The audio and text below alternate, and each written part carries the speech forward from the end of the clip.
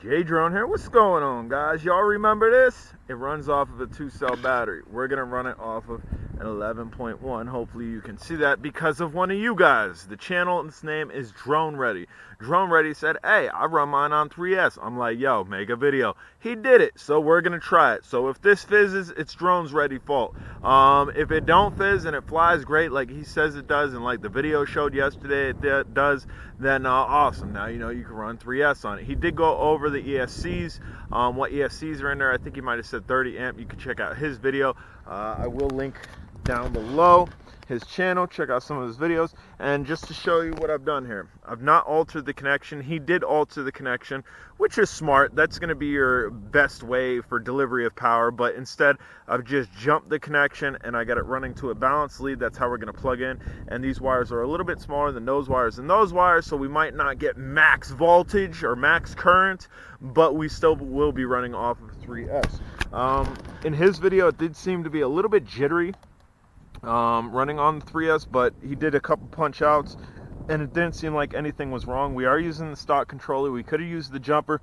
We could have used a slew of other controllers that I have, but we figure we'll stay stock with everything besides the battery. So all I've done here, which we'll show you, I'm using the positive and negative of this balance lead. Obviously this was a much larger balance lead, but we are only doing 4 cell. So we have 1, 2, 3, 4, which is the black one. So 2 and 3 I've removed the wires, that way we get total voltage, and it's just drawing off of that. We're going to go ahead and stick this in here and hopefully not poof. If we can get this in, bams up. So we got lights. It already bound. I heard it blink. I heard it go deet. So here we go, guys. I don't remember if this has a high and a low setting. There goes the ESCs chiming off properly. I don't know. I don't remember. I barely remember anything about this drone. I don't think it did, but we're gonna go ahead and fire motors. So you can hear it kind of has a jittery, but it definitely has more punch. Definitely has more punch. Our LEDs are staying lit. They're not fizzling out. I did have concern over that. Let's see the front one. You can't see the front one. Yeah, I can. I can see it through that. There's white LEDs behind that. So we're just going to go ahead and fly this. This is not a fully charged battery. I think we were sitting at like 7.8. I just kind of wanted to get out here. It kind of looks like rain. And this was a test I had to do today. This is something I wanted to do because, again, one of you guys suggested. Whoa, easy, easy, easy. I don't have a great pitch rate, though. There, it takes a minute for the pitch rate to go. One of you guys suggested, hey, why don't you make a video, or told me. He actually didn't say make a video. He just told me, he's like, you can run that on 3S. I'm like, make a video. You make the video, I'll do it. So yeah, I don't have great pitching on this.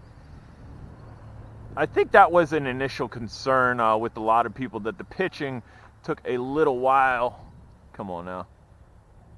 Took a little while to kick in. Like even on the original controller, that was a little bit goofy and a little bit sloppy, which I really need to take it easy here. Seeing as how I don't got precision pitching. It does. It takes a while to set in. I don't know why that is. Maybe it's the controller. Maybe on a different controller it'd be a little bit better. Or maybe it's just the gyroscope in there. I don't remember if there was a gyroscope calibration. We'll go ahead and sit it down.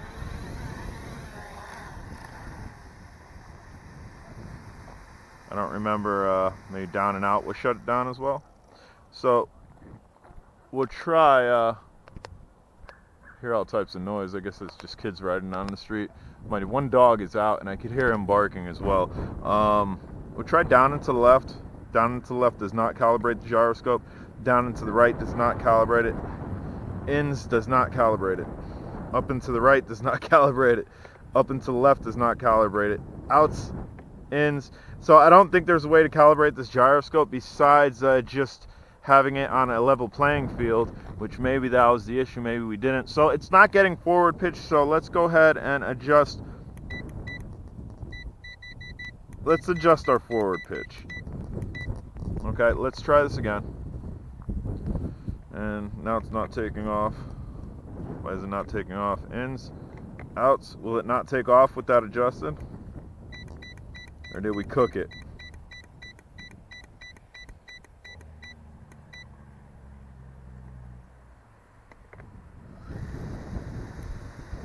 Now I'm going to adjust it forward now that I have,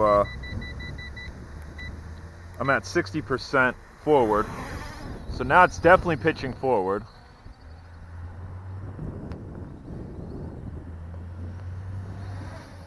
I think that's maybe what you're going to want to do, especially if you're going to sport fly with this. Trim forward, because we now have incredible trim forward, but understand you're going to be limited on trim backwards. And I got wind out the wazoo just blowing this around. Woohoo! Easy there, buddy.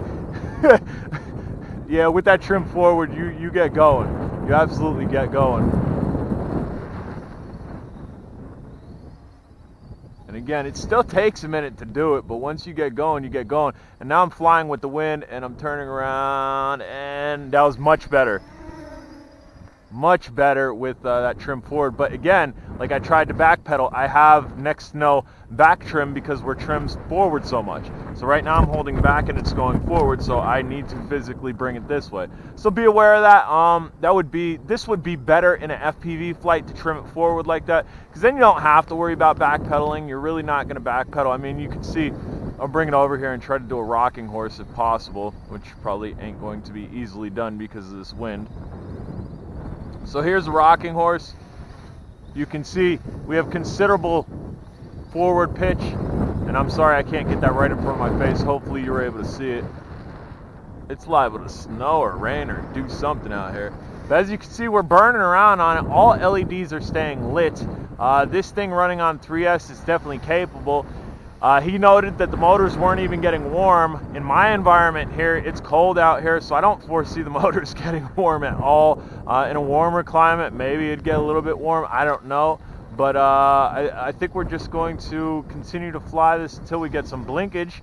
I would assume that we should get some blinkage, or maybe we won't, because it's not going to hit the initial LVC.